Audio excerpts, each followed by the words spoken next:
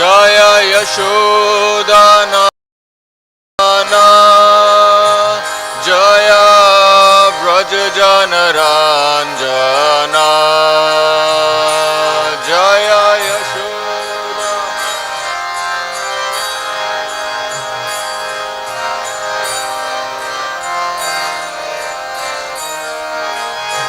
Jaya Yashodhanandana Jaya Vraja Janaranjana Jaya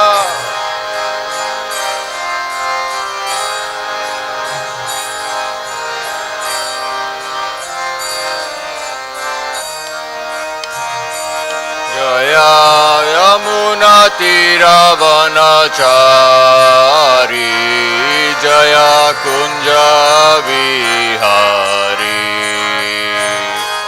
Jaya Yamuna Tiravanachari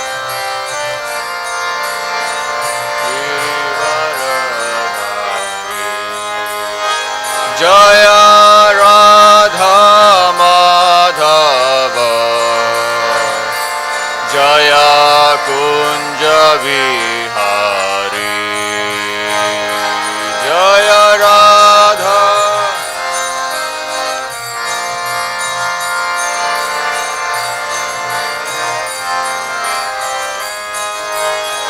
Jaya Radha Madhava Jaya Kunja Vihari Jaya Radha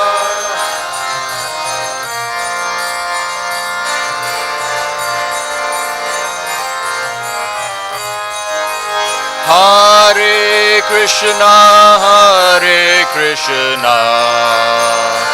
Krishna Krishna Hare Hare Hare Rama Rama Rama Hare Hare Hare Krishna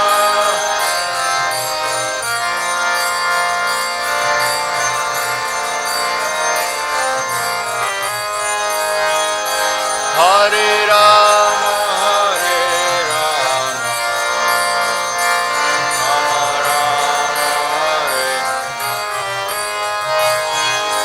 Jaya Gauranitai Gauranitai Gauranitai Jaya Gauranitai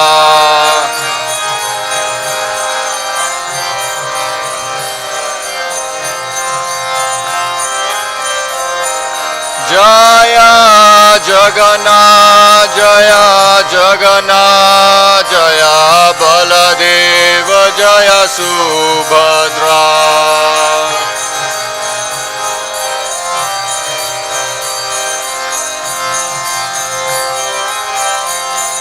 Jaya Rukmini Dwarkadish Rukmini Dwarkadish Rukmini Dwarkadish Rukmini Dwarkadish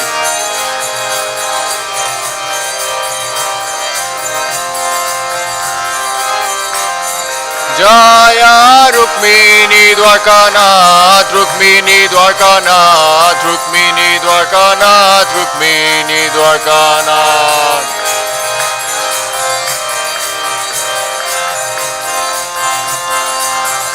Jaya Jaya Prabhupada Prabhupada Prabhupada Jaya Jaya Prabhupada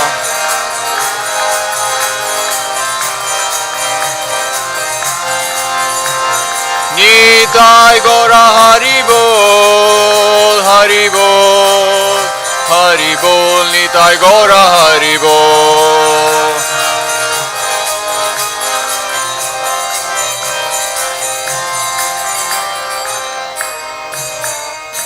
Jai Gaura Premanandi Jai Om Viṣṇupāta Varamhamsa Parivrajākacārya Astusto Shri Shishmad A.C. Bhaktivedanta Swami Maharaj Srila Prabhupada Ki Jai Om Viṣṇupāta Paramahansa Parivrajākacārya Astusto Shri Shishmad Bhakti Siddhanta Saraswati Goswami Maharaj Srila Prabhupada Ki Gaura Premanandi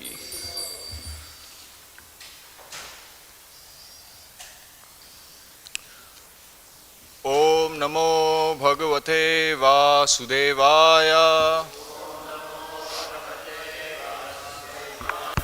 Om Namo Bhagavate Vasudevaya. Om Namo Bhagavate Vasudevaya.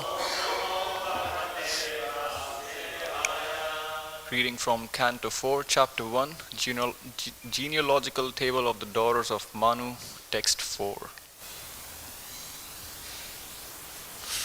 Ya tayoḥ puruṣaḥ sākṣāt viṣṇu yajña-svarūpa-dhṛk ya strī sa Dakṣiṇā bhūter aṁśa-bhūtā anapāyinī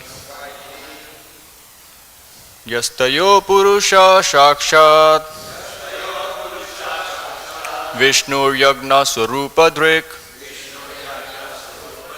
ya strī sa Dakṣiṇā bhūter aṁśa-bhūtānapāyinī yastayoḥ puruṣaḥ sākṣāt viṣṇur yajña-svarūpa-dhṛk ya strī sa Dakṣiṇā bhūter aṁśa-bhūtānapāyinī yastayoḥ puruṣaḥ sākṣāt viṣṇur yajña-svarūpa-dhṛk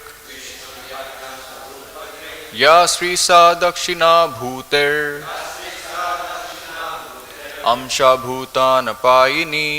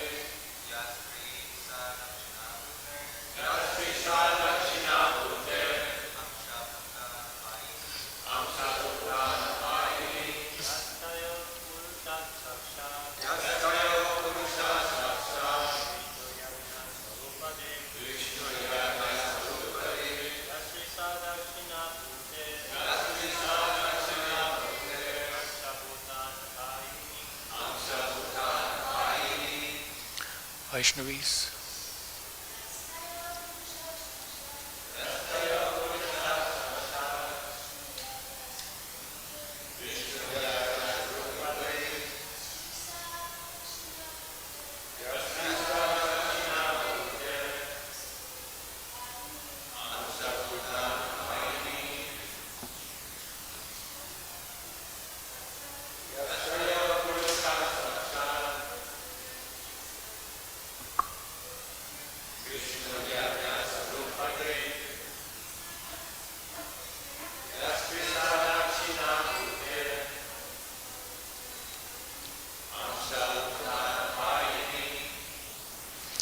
Ya, one who, tayoḥ, out of them, puruṣaḥ, male, sākṣād, directly, viṣṇu, the Supreme Lord, yajña-svarūpa-dhṛk, accepting the form, ya, the other, strī, female, sa, she, Dakṣiṇā, bhūteḥ, of the goddess of fortune, aṁśa-bhūtā, being a plenary expansion, anapāyinī, never to be separated. Translation and purport by His Divine Grace A.C. Bhaktivedanta Swami Srila Prabhupada ki. Of the two children born of Ākūti, the male child was directly an incarnation of the Supreme Personality of Godhead, and his name was Yajña, which is another name of Lord Viṣṇu. The female child was a partial incarnation of Lakṣmī, the goddess of fortune, the eternal consort of Lord Viṣṇu. Purport. Lakṣmī, the goddess of fortune, is the eternal consort of Lord Viṣṇu. Here it is stated that both the Lord and Lakṣmī, who are eternal consorts, appeared from Ākūti simultaneously. Both the Lord and his consort are beyond this material creation, as confirmed by many authorities, nārāyaṇaḥ, paro, vyaktāt. Therefore, their eternal relationship cannot be changed, and Yajña, the boy born of Ākūti, later married the goddess of fortune. Om Ajnanatimmirandasya Jnananjana Shalakaya Chakshurumilitam Yena Tasmai Shri Guruve Namaha. Jai Shri Krishna Chaitanya Prabhu Nityananda Shri Advaita Garadhara Shiva Sadi Gaur Bhakta Vrinda. Hare Krishna Krishna Krishna Hare Hare, Hare Rama Rama Rama Hare Hare. This process of Krishna consciousness, Bhakti Yoga, is so powerful that just by our desiring, Krishna fulfills our desires.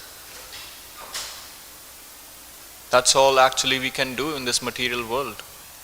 All we can do is desire. And based upon our actions, our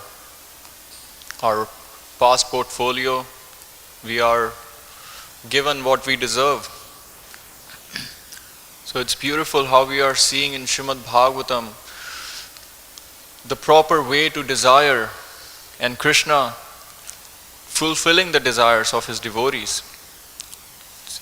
You see so many examples throughout Srimad Bhagavatam how devotees, through their one-pointed focus, their resolute desire to please the Lord, to engage in their service, have perfected their life. We'll see further in this canto the pastime of Dhruva Maharaj, how he had that resolute desire to see the Supreme Personality of Godhead, and he went out in the forest, leaving his home, to search for Lord Viṣṇu. Although he had different motives, different intentions, but as soon as he approached the Supreme Lord and his devotee, Narada Muni, his desires, his consciousness purified. So we see the power of bhakti, that even though we come with ulterior motives, not pure intentions to serve the Lord, whatever our desires might be, if we approach Krishna, then through that fire of Krishna consciousness, everything gets purified.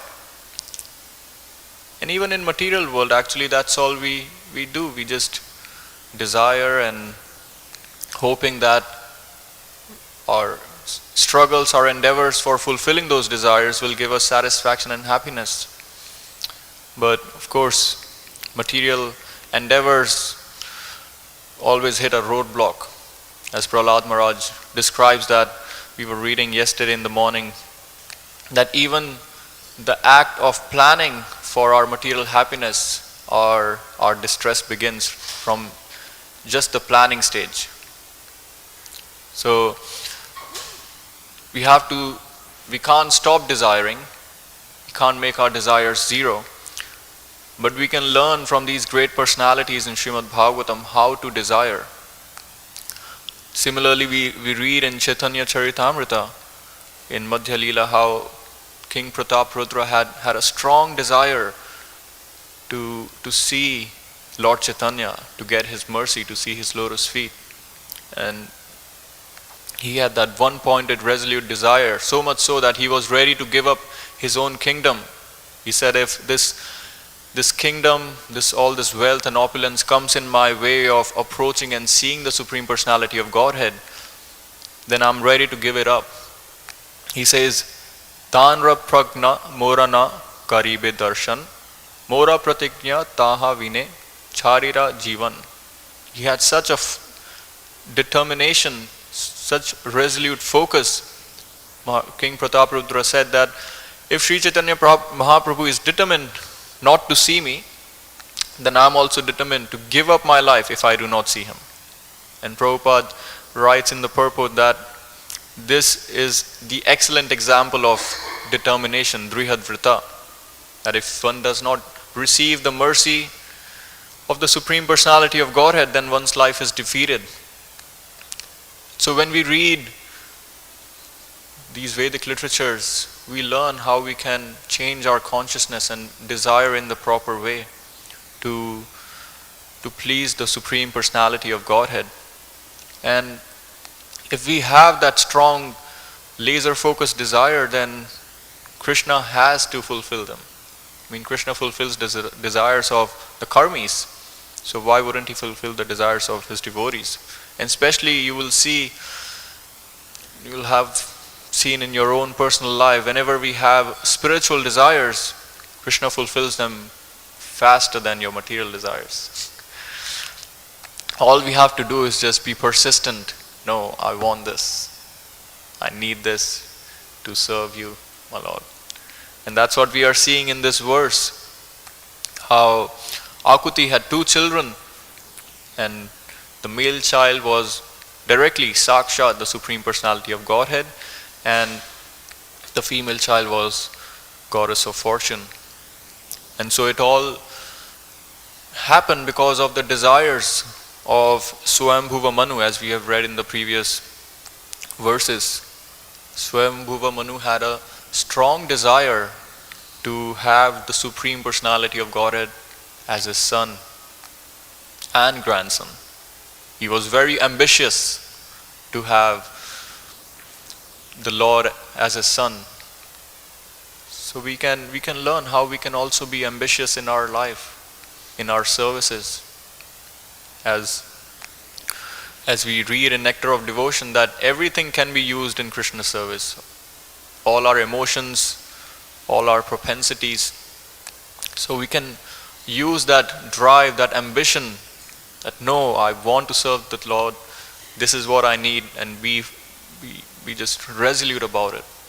No matter what I have to do, it has to be done. Service has to continue.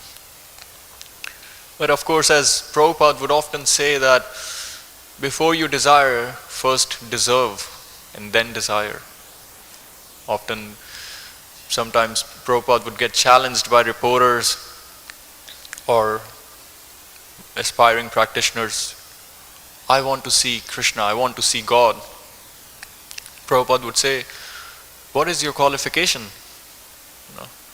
Krishna is there, present, but if you don't have the qualification, then how will you see?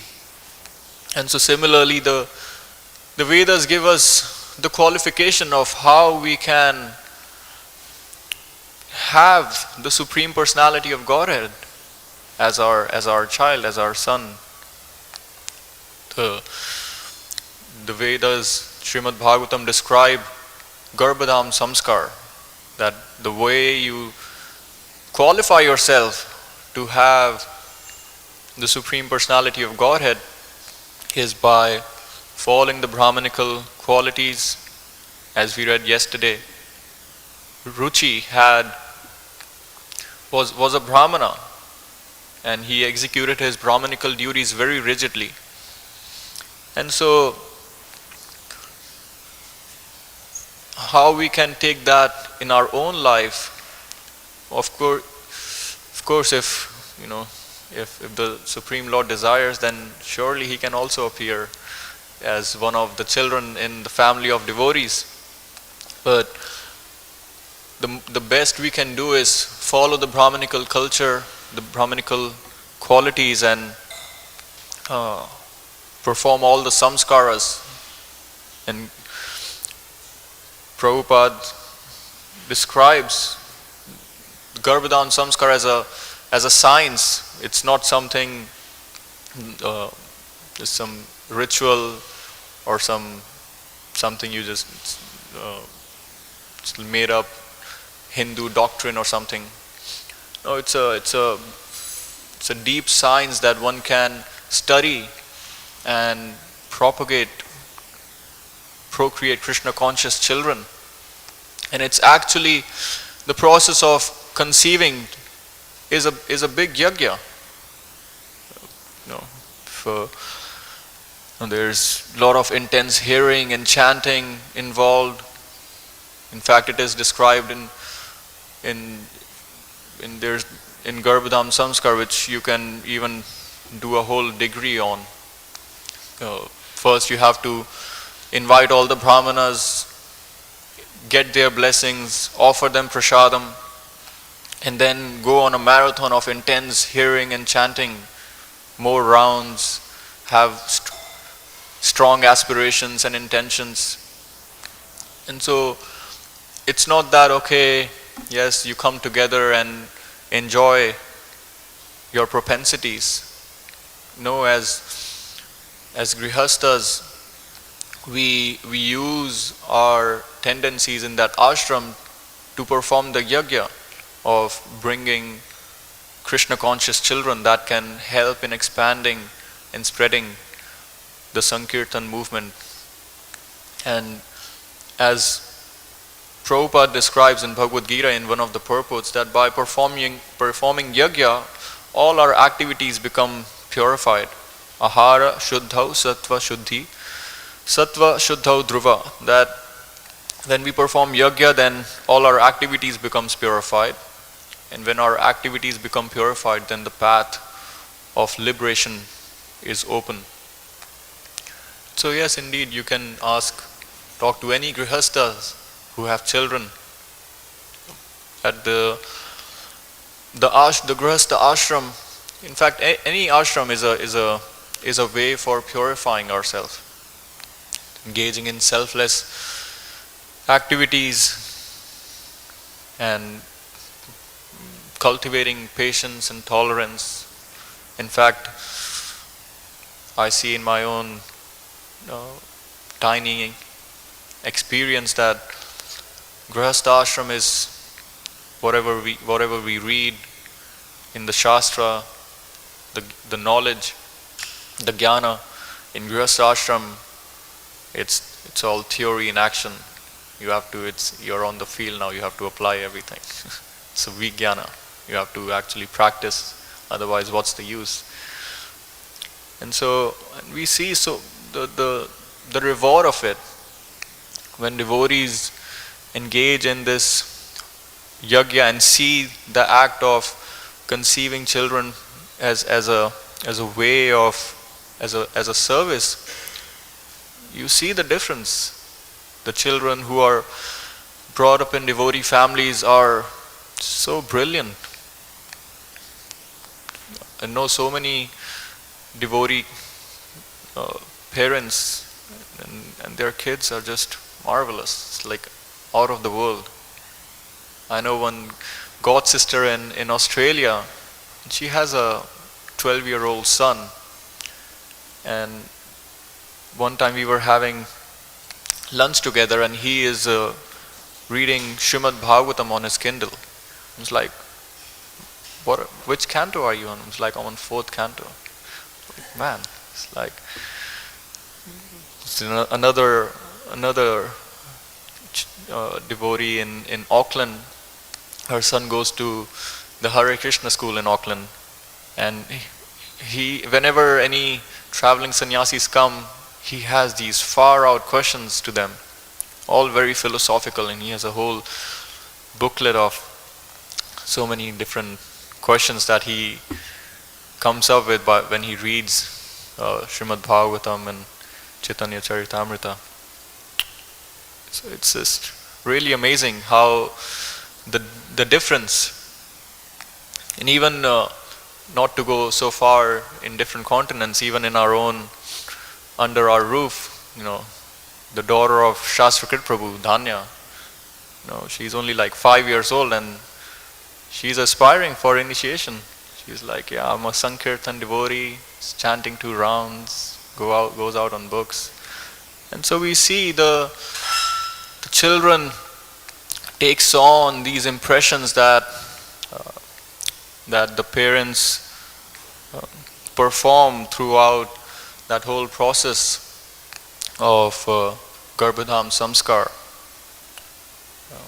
In fact, even modern science accepts many of the principles of Garbhadham. There is a field of epigenetics, which is a study that explains that how environmental factors can influence gene expression, which basically means that the consciousness of the child is influenced by what kind of sound vibration they hear. And so we can use all our propensities in engaging in Krishna's service. As Krishna himself says in the Bhagavad Gita, dharma viruddha bhuteshu kamosmi bharatarsabha, that I am the sex life which is done according to religious principles, dharma. That should be for propagation of children and not otherwise. And the way we are heading towards in our Krishna conscious society, we need more grihastas who bring in these amazing Krishna conscious children, and who will be the light of hope for keep pushing the Krishna conscious movement further. In fact, in our own parampara, in our own sampradaya, we see so many examples, ideal grihastas who have set the standards, who have set examples that we can always look up to. I mean, look at Advaitacharya. He was a grihasta, and he, by his intensity, he was, able to invite the Supreme Lord on this planet. Krishnera ahavana kare sagana hunkar akrishta haila Vrajendra Kumar. By his loud cries, Advaitacharya invited Krishna to appear, and his repeated invitation attracted Lord Krishna to descend. And so we can even if we, we might think, I don't know if Krishna would appear in my family, but at least we are seeing the standards. We are seeing what's the peak potential available for us. That if we put the right intention and do the yajña, then amazing things can happen. And just recently, one of our recent acharyas, Srila Bhaktivinoda Thakur, by his purity and intensity, he was able to give us the ray of Viṣṇu, his brilliant son, Srila Bhakti Siddhanta Saraswati Maharaj. And so all these great devotees are showing us how to be an ideal grihasta and practice Krishna consciousness in that way. Bhaktivinoda Thakur, in fact, writes in one of his songs, Shuddha Bhakta Charana Renu, that when he is performing devotional activities, when he is performing arti, he see his whole house transform into Goloka Vrindavan. And so he's showing us what's there for us if we just keep pursuing being sincere in execution of our Krishna conscious activities. I mean, even in our own society, there are so many grihastas who have showcased brilliantly how to practice this Vaisheshika Prabhu, Kalakanta Prabhu. I mean, we don't even have to go so further. Even under our own roof, we have so many legends. Suvas Prabhu, Naikatma Prabhu, Sachitannoy Prabhu, Rigupati Prabhu, for decades, 50 years, or if not more, selflessly giving their whole life and making their home conducive in such a way that the service can go on. And so we have to learn how we can become a real grihastha, how we can raise our standard of being in that ashram.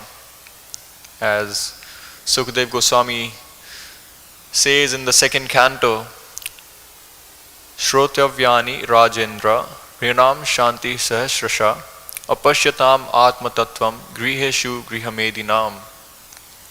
That the grihasthas are those who live together with wife and children, but they live transcendently for realizing the ultimate truth, for serving the Supreme Personality of Godhead.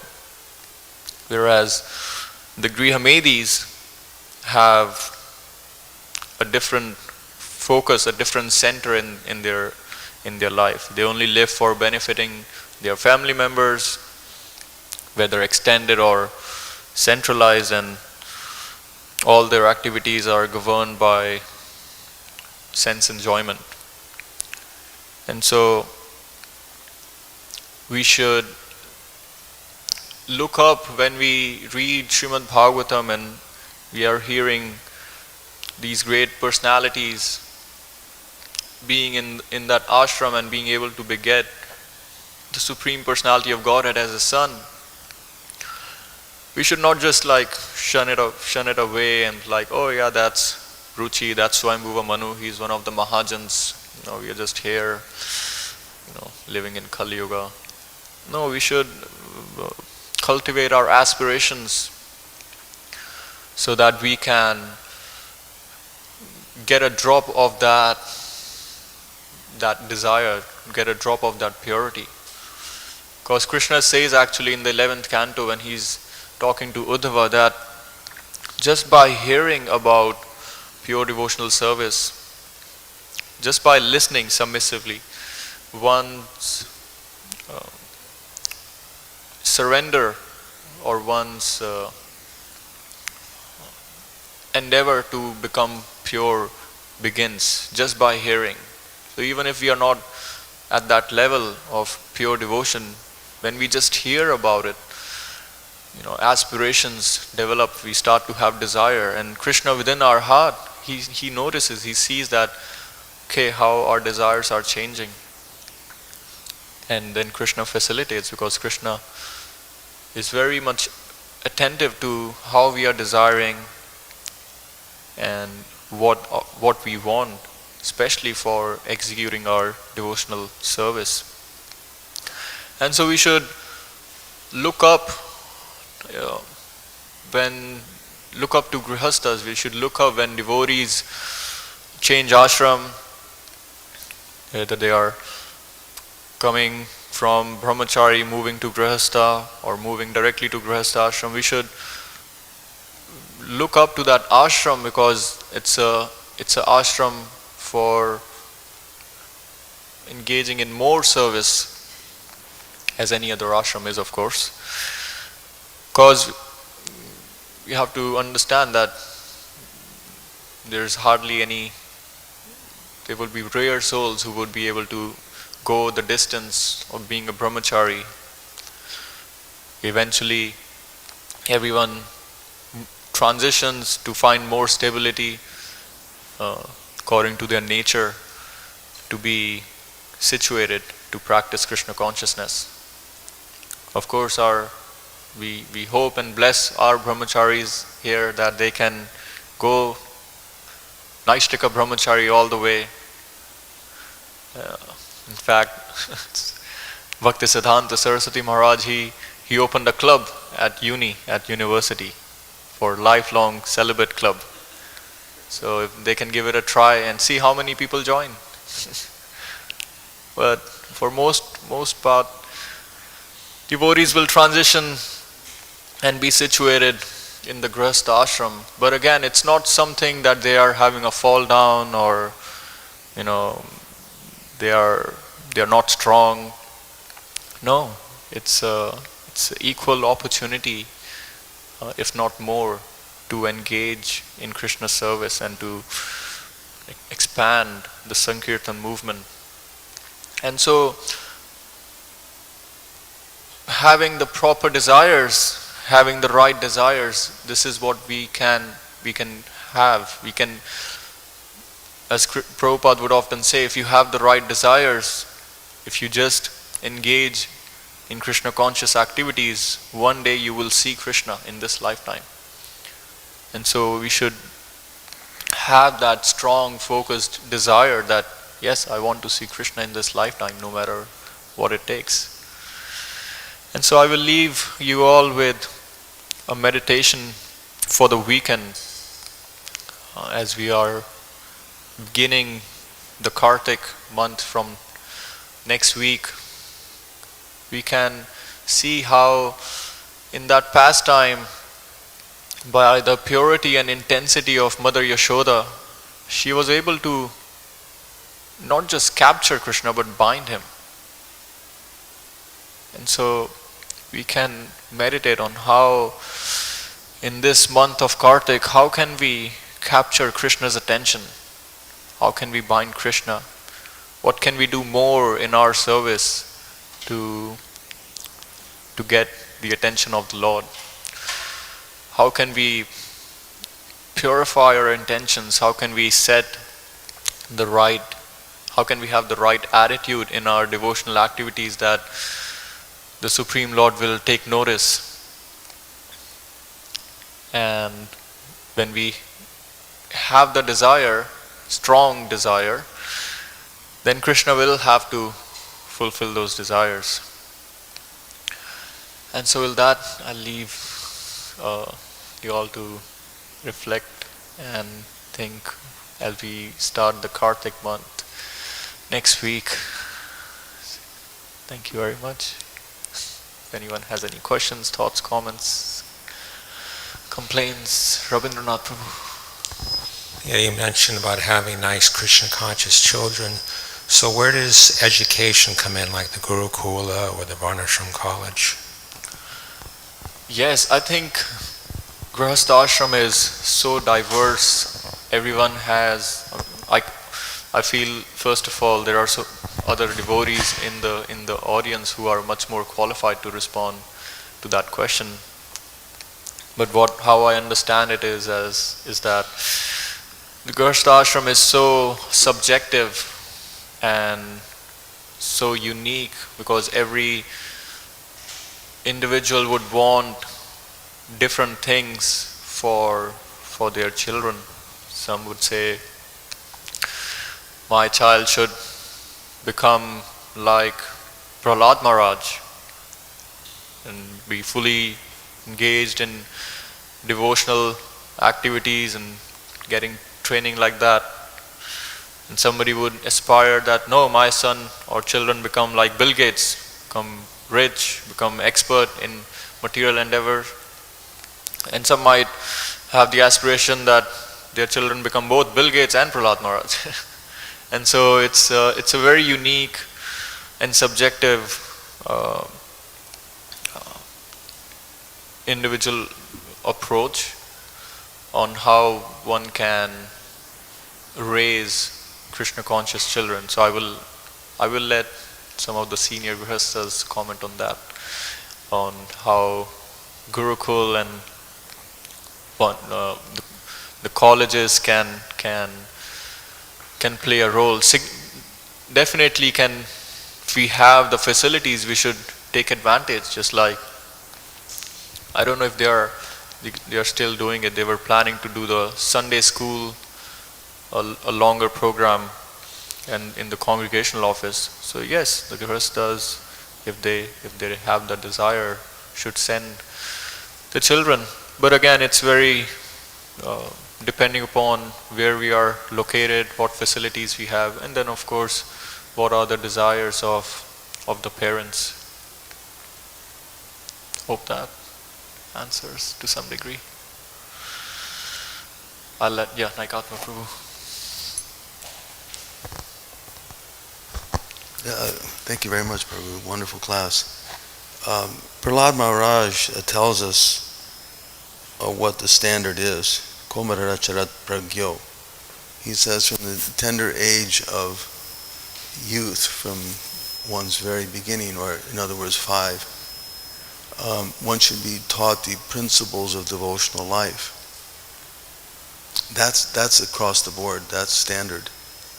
What develops after that, that has to be gradually revealed as one continues his education. Whether one is attracted to Kshatriya activities or Brahminical activities or Vaishya activities, that's revealed just naturally.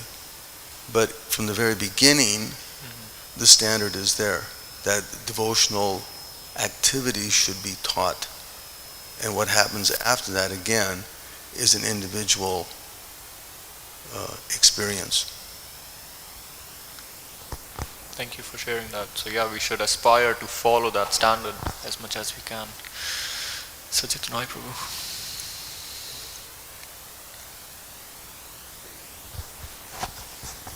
Thank you, Prabhu. This is the comment, a few years, maybe 15 years ago, 20 years ago, I was reading one sociologist who was making studies of different groups, you can call religious groups. And their observation, or his observation actually was one person, was that wherever there were no children or no proper education for what we're supposed to be trained up, the future of that organization will eventually perish. Practically speaking, will disappear. So we have a big challenge. We do have a few places like Mayapur, we've seen the international school, and we have the more hardcore Gurukuli, also, where we actually had the experience with me and my wife to spend the whole day, the whole night, the whole morning program, and show us everything they do. International school, a little bit more liberal.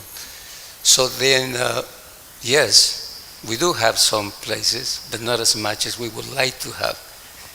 So that remains there for consideration, how devotees, leaders can start thinking about that, because otherwise it would be very, very difficult.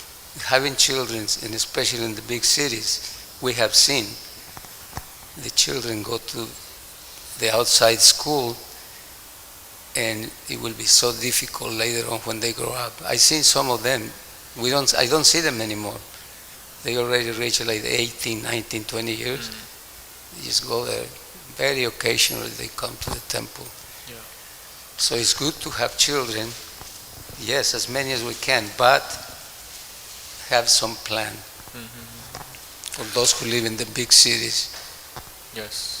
Thank you for sharing that. I'll pass it on to Naikatma Prabhu for further comment. Just to add to Sachitanoy's comment, that whether it's an organized Gurukula or whether it's a family with one child or two or whatever, the point is that from the very beginning one should be taught devotional activities. That foundation has to be established. Otherwise, like he points out, the children grow up and then they go off and do whatever. But from the very beginning, whether it's in an organized situation or whether it's in a home, those devotional activities have to be taught. Hearing, chanting, and reading, and worshiping Krishna.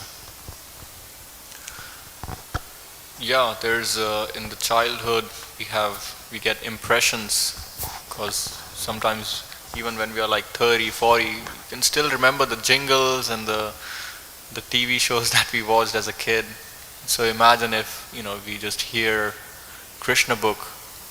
So those things, even if we don't fully take up Krishna consciousness, but those impressions will always stay with us.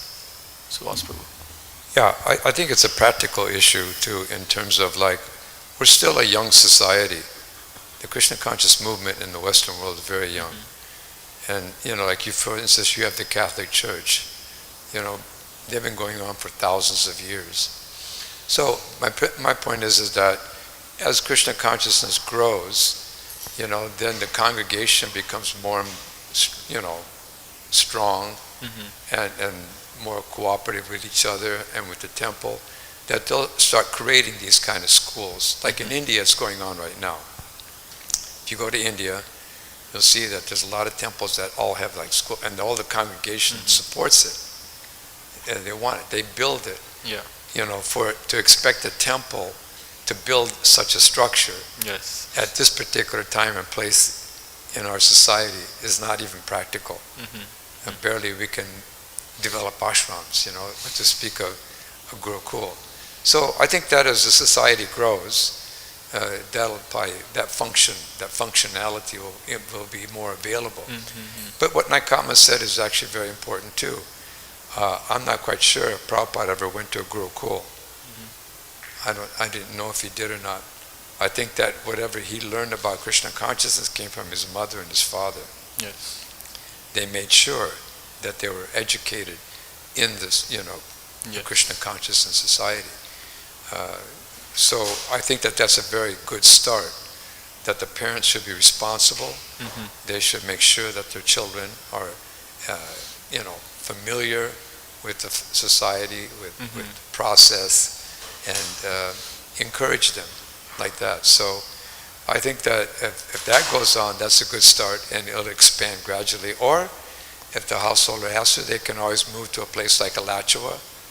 That's a very established place there now. They have actually a school. But there's a lot of concerns with that, because then that means that the mother and father have to get a job. Yes. They have to work outside, in order to support the family, so they can have a place to live. So there's a lot of complications and a lot of practicalities here. But I think we should be patient. In the future, that'll actually come, I'm sure. Yes, we can keep strongly desiring, and Krishna will fulfill those desires. Hare Krishna, just to add to Suhas's comment, it's an interesting topic. But in former times, we don't know how many gurukulas were there.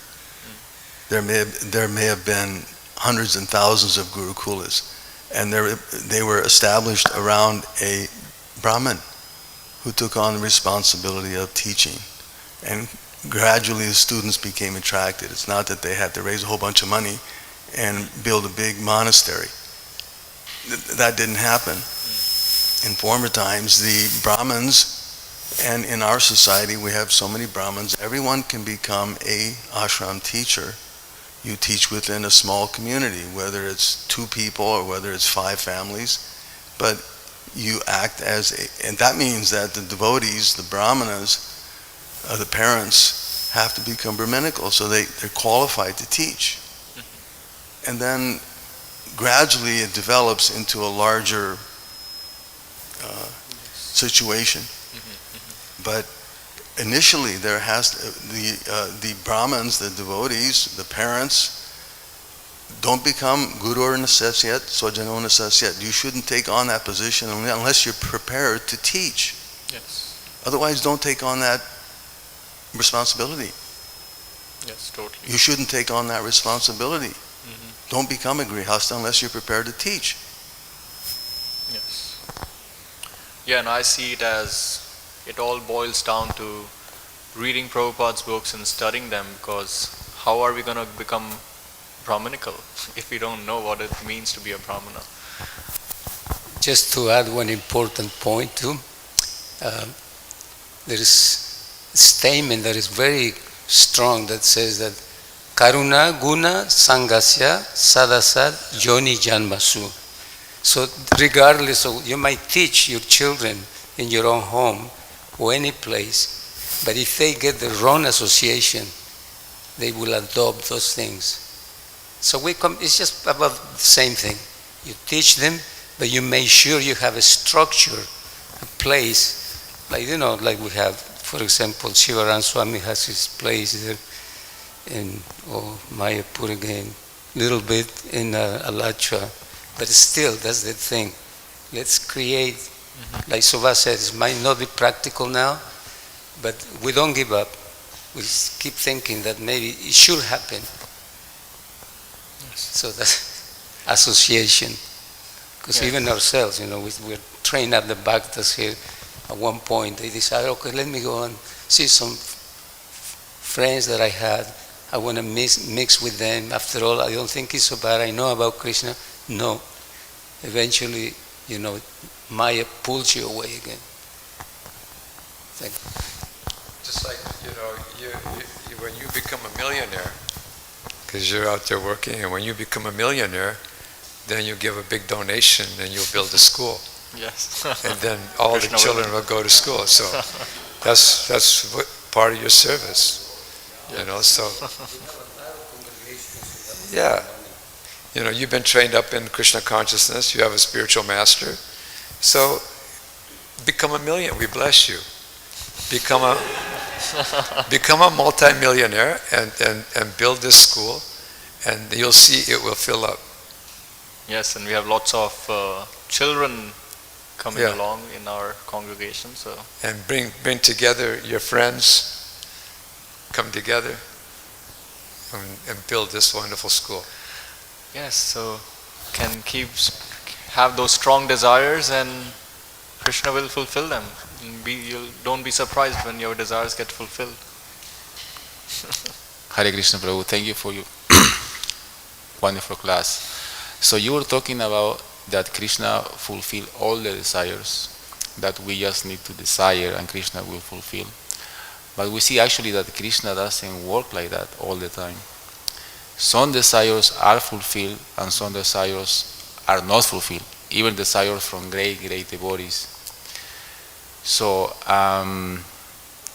another point that I was thinking, what Sachitana Prabhu made the comment that about this sociology, so this person outside, that if the congregation or the members of the society don't produce childs, so eventually the institution will perish. So I might be wrong, but I'm thinking that if we start preaching, actually, if we start preaching Krishna consciousness, the movement will stop. It's not if produce children or not, because preaching is our mission, preaching is our force. Because children might come and go, but if we start preaching, that is when the movement will perish. That's my opinion. Yeah, thank you for sharing that. Yeah, of course, it was more of a general statement that Krishna fulfill all desires, even for materialist. Eventually, even if it takes a couple of lifetimes. Yes. There you go, you have it. It's like Sachitana Prabhu is an expert.